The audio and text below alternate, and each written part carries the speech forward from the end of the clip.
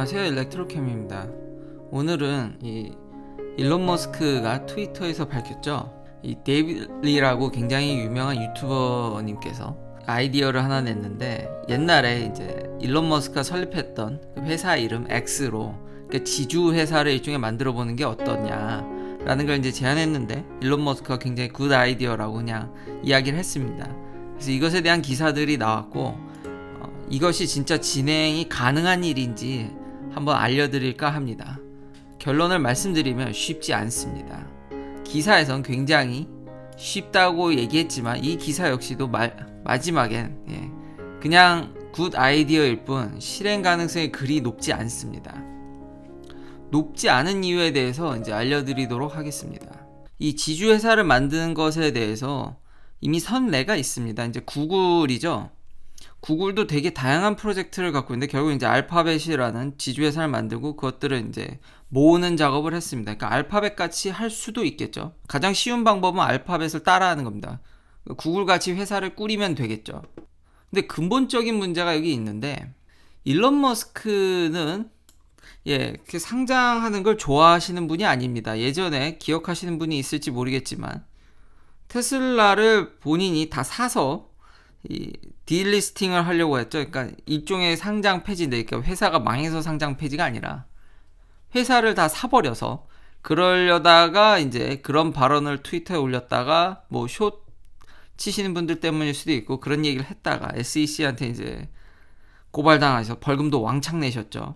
이렇듯 일론 머스크는 자기가 회사를 완벽히 그냥 자기 마음대로 좀 더 이런 컨트롤을 더 하고 싶어 하지, 이걸 상장해가지고 이렇게 간섭받거나 이런 거를 되게 싫어합니다. 아니, 근데 그럼 왜 상장을 하려고 하냐? 상장을 해야지 자금 조달이 쉽습니다. 다들 아시겠지만 테슬라나 이 일론 머스크가 하고 있는 사업들이 좀 굉장히 부침성이 있죠. 그러니까 돈에 대해서 굉장히 좀 리스크가 굉장히 좀 있는 편입니다. 그러니 상장은 해서 자금 조달을 굉장히 용이하게는 해야겠고, 근데 그렇게 되면 컨트롤을 잃어버리죠. 일단 이걸 지주회사로 만든다고 해도 지금 테슬라를 제외한 일론 머스크가 갖고 있는 스페이스X라든지 보링 컴퍼니, 뉴럴링크 이런 회사들의 주식 밸류도 또 문제입니다. 어떻게 밸류를 측정할 거냐는 거죠.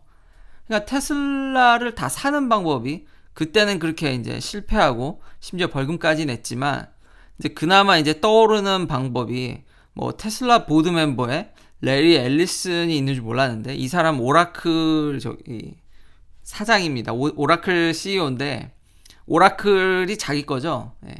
그런 사람들, 그러니까 부자들을 끌어다가 그런 데서 이제 좀 더 투자를 받아서 뭐 산다든지, 근데 다 현실성이 적고, 본인도 전 세계에서 이제는 두 번째로 부자지만 이게 다 테슬라 주식에 묶여있기 때문에 사실상 동원할 수 있는 캐시가 없고요. 본인도 그래서 뭐 집을 파는, 이제 정말 부자지만 아이러니하게 캐시가 생각보다 적은 상황이죠.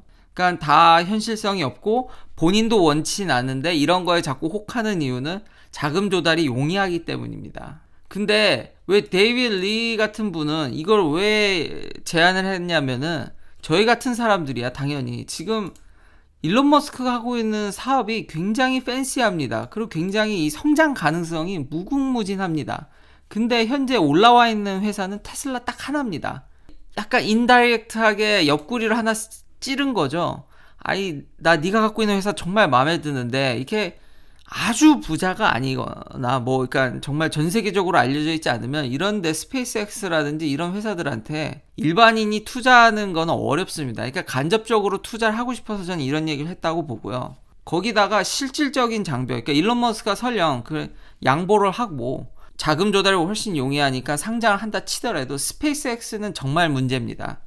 스페이스X가 뭐가 문제냐면, 이거는 정말 유명한 떡밥입니다. 그러니까 스페이스X를 상장할 거냐 말 거냐, 이건 옛날부터 계속 이야기가 나왔고요. 왜냐하면 워낙에 이것도 관심을 핫하게 받은 뿐만 아니라, 심지어 지금 미국 내에서 이제 대학생들이 가장 가고 싶어하는 회사 1등이 스페이스X입니다. 그리고 2등이 테슬라입니다. 지금 미국에서도, 그러니까 얼마나 이 학생들이 혁신적인 거에 당연히 젊고 그런 브릴리언트 아이디어를 이제 실행해주고 싶은 회사에 가고 싶으니까요. 1등이 스페이스X입니다.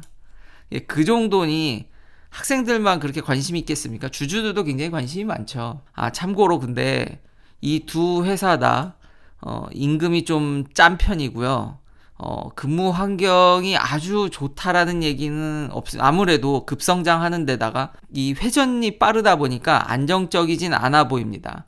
그러나 이제 많은 사람들이 이 회사에 일하고 싶은 건 아무래도 성장 가능성, 그리고 대부분의 이런 스타트업, 지금 스타트업이라고 하긴 좀 뭐하지만 이제 시작하는 회사들 같은 경우는 월급을 좀 짜게 주지만 당연히 두둑한 스탁 옵션을 주기 때문에 그거 받으려고 많이들 이제 취업을 고려하거든요. 그래서 크게 결국 성장되면은 결국은 엄청난 돈을 일굴 수 있기 때문에 다 그런 거에 연관이 있는데, 다시 돌아와서 이 스페이스X의 제약이 뭐냐면, 스페이스X는 이 가버먼트 컨트랙 회사입니다. 그러니까 나사와 릴레이션십이 굉장히 크고요. 그러니까 사실상 정부에서 그런 컨트랙을 실행하는 게 대부분의 수입입니다. 스페이스X는. 그래서 여기 잡 같은 걸 보면 이제 지원서를 이렇게 보면은 엔지니어나 뭐 박사급 인재들은 여기도 많이 뽑는데, 이제는 마지막 구분을 보면은 미국인 말고는 영주권자도 안 됩니다. 그러니까 US 시리즌만 취업이 가능한 회사입니다. 근데 이런 회사들은 상장이 무지무지 힘듭니다. 만약에 상장을 해서 여러 그러니까 일반인 주주들이 대거 참여하게 되면 아무래도 이 기밀이나 이런 관련 사업을 추진하기가 어렵고, 당연히 주식회사가 되면 간섭을 많이 받는데, 그렇게 되면 정부가 원하는 대로 사업을 진행하기가 어렵습니다. 그래서 이제 나온 대안이 이제 스페이스X의 스타링크만 따로 떼서 이제 상장을 하는 게 어떠냐라는 의견이 그래서 나오는 겁니다. 그러니까 그 외에 로켓 사업이나 이런 거는 계속 정부로부터 돈을 받아서 진행을 하고, 스타링크만 떼가지고, 이건 통신 사업이니까요. 그것만 이제 IPO를 할. 근데 만약에 자금이 충분하다면 머스크는 할 사람이 아닙니다. 근데 지금 어쩔 수가 없죠. 그래서 이런 얘기들이, 그러니까 이런 떡밥이 나올 때마다 거의 대부분 전문가들이 얘기하는 결론은 화성 가는 것만큼 멀다 이거죠. 스페이스X가 완전히 상장되려면, 그러니까 우리가 마음대로 화성을 왔다리 갔다리 한다든지, 이게 좀 그러니까 나사와의 좀 어느 정도, 그러니까 US 가버먼트와 좀 거리가 좀 생기거나 뭐 이래야 되지, 스페이스X는 그렇게 쉽게 상장할 수 있을 만한 회사가 현재는 아닙니다. 그래서 정리하면 여러 가지 이런 제약 상황 때문에 특히 스페이스X의 밸류를 어떻게 할 건지, 근데 이제 일론 머스크의 어떤 경영 철학, 간섭받는 거 싫어하는 거, 여러 가지 그런 복합적인 문제, 그리고 정부의 관계, 그런 것 때문에 지주회사를 만드는 건 거의 사실상 지금 당장은 거의 힘들고요. 5가지 이지웨이라고 했지만 그냥 하는 얘기고, 그 마지막 2개 의견이 되게 재밌어서, 화성에다가 무슨 상장한다는 얘기를 하질 않나.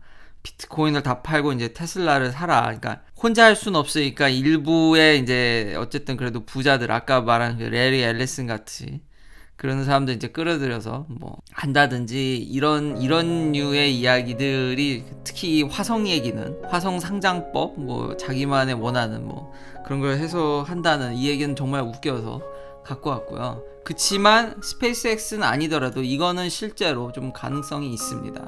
스타링크만 떼서, 아까도 말씀드렸듯이 이 회사는 좀 부침이 좀 있기 때문에 작년에 뭐 인원을 이렇게 감축한다든지 갑자기, 그렇기 때문에 스타링크 정도는 IPO가 가능하지 않을까라는 생각을 하고 있습니다. 긴 영상 시청해주셔서 감사합니다. 내일도 테슬라 관련 이야기들로 찾아뵙겠습니다.